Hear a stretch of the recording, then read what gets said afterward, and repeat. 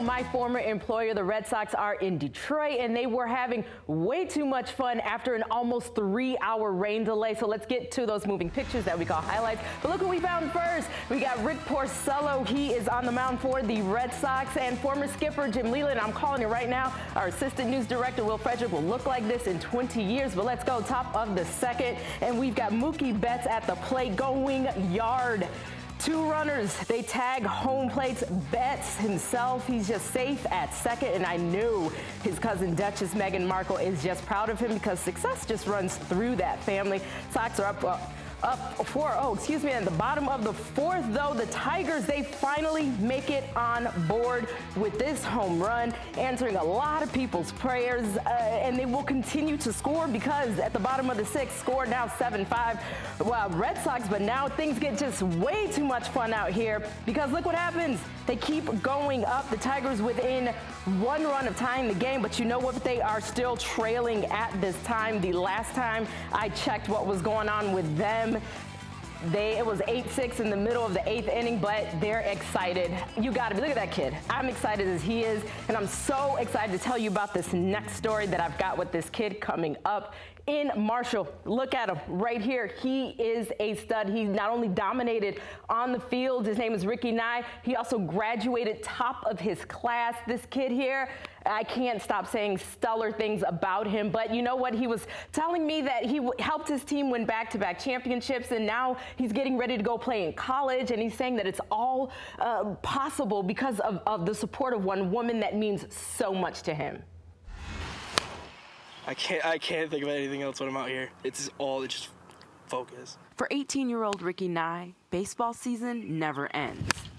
Hard work every day is basically the goal. Just keep working as hard as I can. And his father, Mickey, makes sure of it. I always tell him I'll be probably your worst critic, but I'll be your biggest fan too. Mickey, always by his side, pushing him to be the best, not only on the field. It's been a great year, you know. Back-to-back districts this year and last year felt so great to, cap out senior year. But off the field as well. Good kid, real good kid. Works hard in school. Graduated with a high of his class, which was great to hear. Because it's what his mother would have wanted. Graduation was also a big thing. I was thinking, if I did this for you, just make you proud. I hope you're proud of what I've done. It's been his life's goal to make his mom, Jamie, proud. She passed away when he was just 3 years old. It was tough times. He was younger, so he doesn't remember a lot. He's still got pictures in his room that we keep up of her. Pictures like these, which Ricky looks at often, and on special occasions, he visits and decorates her grave. I don't remember much, but my family always has the best memories of her. Lighting up the room. It's her spirit that has been the secret to his success. And especially on the field, every success, thank you. I always look up, make sure she knows that. And he thanks his dad for helping him stay focused. He said, you are never going to step foot on a field until your grades are always 100% the best they can be. And, that's pushed me to be better in the classroom and then translate it to the field. With college coming in the fall, Ricky plans to continue his academic and athletic success, thinking of his mom along the way. She's always going to be a part of me, and I want to cherish her and honor her with that. What an incredible story from an incredible kid. Ricky Nye tells me that he's going to go on to Glen Oaks Community College, where he's going to take a few general ed classes there, also play some baseball, but he's going to hopefully take his career much further than that. But now on from baseball to the beautiful game that it is. Megan Rapinoe, everyone's favorite midfielder with Team USA. They were getting ready for Sunday's big game that's going to be happening against the Netherlands. United States seeking their 2nd straight championship, their 4th overall, and you can catch her right here on Fox, 11 a.m. I think all the pregame fun stuff happens at 10 a.m. and I'm going to be out there. Atra, I can't even tell you how excited I am about all of this. This just makes me way too excited. I'm going to be out there running and screaming, acting a fool, because that's what you do. Honestly, I'm not a sports person whatsoever, and I love sleeping in, but I might get up early, 10 a.m. early to me on a Sunday to watch, because it's going to be incredible. I hope they win again. They will. Yeah. They'll do it. Yeah, they'll do it. Knock on all the wood till your knuckles are bruised. Well, in case you haven't heard right by now, a big day for soccer fans, pretty much big days for Americans, if you will, after the U.S. women's team captured the World Cup. You don't have to be a soccer fan to enjoy this. Lauren Edwards here with some of those highlights tonight. Lauren? Derek, you are absolutely right. You don't need to be a soccer fan to enjoy all this. The U.S. women's national soccer team leaving their mark in France at the World Cup final. Now let's break down how all this magic happened. But first, let's take a look at downtown GR Rosa Parks Circle. Fans decked out in the red, white, and blue. Jill Ellis coaching from the sidelines. But let's start things off in the 59th minute. Alex Morgan going down, and it looks like she took a high boot to the face. Oh, you know, that hurt right there. But that is okay because it's set up for this penalty kick. Megan Rapinoe doing what she does best right out here and scoring goals, or as they say, goal! Putting the U.S. up on top 1-0. The team ecstatic, just like the fans out in GR. Hundreds of them coming out to show some support this morning. And then the fun didn't end there. Rose Lavelle, I guarantee you her name is about to be on a lot of jerseys. Scoring in the 69th minute, 2-0 United States. GR on their feet. They were ecstatic, but you know what? That was it. You can put a bow on this game. Team USA winning the second consecutive World Cup, 4th overall. U.S. beating the Netherlands to bring home the gold. Amazing. It's unbelievable just to know all of the people in our group that put in so much work. Obviously the players. We have all our friends and family here. It's like, it's surreal. I don't know how to feel right now. It's ridiculous. So proud of our USA team. They made another cup. I'm so excited. I'm pretty excited. I feel really happy that we got our second World Cup in a row. It was amazing. It was really fun to watch. Super fun to watch with a big crowd and a big group of people that were also really excited about women's soccer. I had so much fun. This is the first game I've been able to catch, and so it's been an incredible day for the U.S. Sure was. It was exactly that. An incredible day. Second consecutive World Cup. 4th overall. Megan Rapinoe scoring her 50th international goal. Yeah. The men cannot do that. No, they didn't even qualify, and not to kick them when they're down. They didn't even qualify last year. So there you go. Women carrying us big time. Absolutely.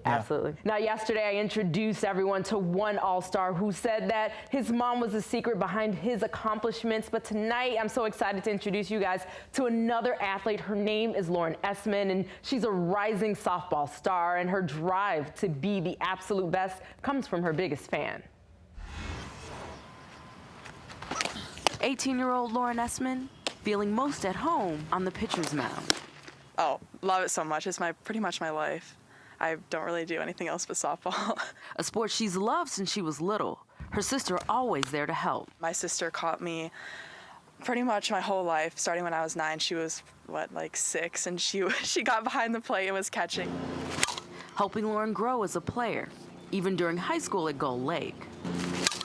I started improving a lot, and then sophomore year was when the hitting really took control of my career, and then everything just took off. Becoming so dominant, she was voted Gatorade Player of the Year during her senior season. Miss Softball pitching, the Pitcher of the Year, and All-State, 3-time All-State. And the person who's been on the sidelines every minute, her brother, Austin. He's got all my lessons, all my practices. He's always been there for pretty much everything. Being her source of inspiration and the secret to her success. Oh, he's my best friend, and everybody knows, they'll walk around school, all my friends, they'll see him smiling. A smile he's been wearing since birth.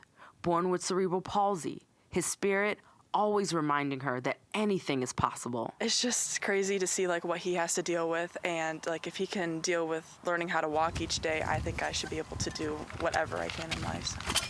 Like graduating together, side by side, Lauren pushing Austin across the stage in June. That was just so awesome because the whole crowd stood up for it, and it was just awesome to see everybody's support behind us. And it's because of her brother's support that she's choosing to stay close to home for college, playing softball at the University of Michigan, Ann Arbor. I don't know what I'm going to do for 4 years. I mean, he'll be at every game, which will be great. It's something she's already looking forward to.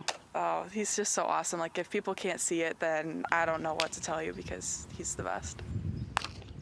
Just to watch her play in Ann Arbor. How great is that going to be for 4 years? And I asked her, who do you love? Who do you model yourself after? And she said Jenny Finch. I guarantee you she's going to be the next Jenny Finch. Yeah, she's got a heck of an arm right there. She's going to be the next one right there. Yeah, she even looks like her. Thanks, Lauren. She does. She really does. Let's check your forecast right after this. Stay with us. Welcome back, everyone. I'm Andy Satowski, filling in for Janice Allen. And I'm Derek Francis. A teenager in Portage now pushing through despite being diagnosed with an aggressive brain tumor. Yeah, she isn't letting it stop her from playing the sport she loves. Our Lauren Edwards shares her story. I just thought like I was healthy enough to play right now, and I might not be in the future, so I just need to like take this time and like play as much as I can. For 15-year-old Sophie Varney, softball is life. She plays year-round on a travel team and for Portage Central High School. I just love like the team camaraderie and like just being part of a team. Mom Kim, always by her side, whether she's taking swings for the Mustangs or at an indoor training facility in Kalamazoo during the off-season. We're just so happy to be here right now. It's hard not to be excited about it, and it's hard not to kind of rally behind her and take every day as a gift.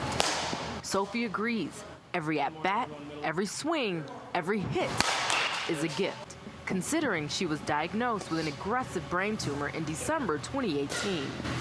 It was really hard because like you hear people getting diagnosed, but you never really think it could happen to you.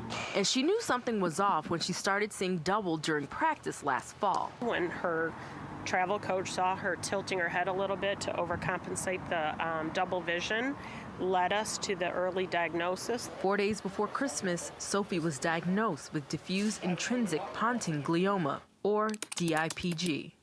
When you start Googling DIPG, it is devastating. There really isn't a lot of hope affiliated with that particular diagnosis. But they soldiered on, seeking treatment daily in Ann Arbor. It was hard, and then I had like 6 weeks of radiation. Driving there every day after school, giving up softball, but the treatment gave her hope. She's on an experimental drug that has shown promise. The tumor shrank, and Sophie felt better. And in March, she picked up a bat again. When the doctors cleared me to play softball, I was really excited to be able to like do my normal activities. So were her teammates. She made the team, and in May, they dedicated a game to her, calling it Sophie Strong. It really just showed like that they like really care about me and like they want to like be behind me in this fight. And they were, just like her family. It's an amazing journey that we're on, and as devastating as it is, I'm happy to be standing beside her and fighting. Sophie's grateful and hopes her journey inspires others to never give up doing what they love in the toughest trials. Seize the moment. I mean, if you have the chance to play, you should play as much as you can. In Portage, Lauren Edwards, Fox 17 News. Great attitude there. Sophie still needs neurological exams and blood work to keep track of how she's doing. However, her most recent MRI in July showed that the tumor is stable and it hasn't grown. Sophie's next appointment is next Wednesday.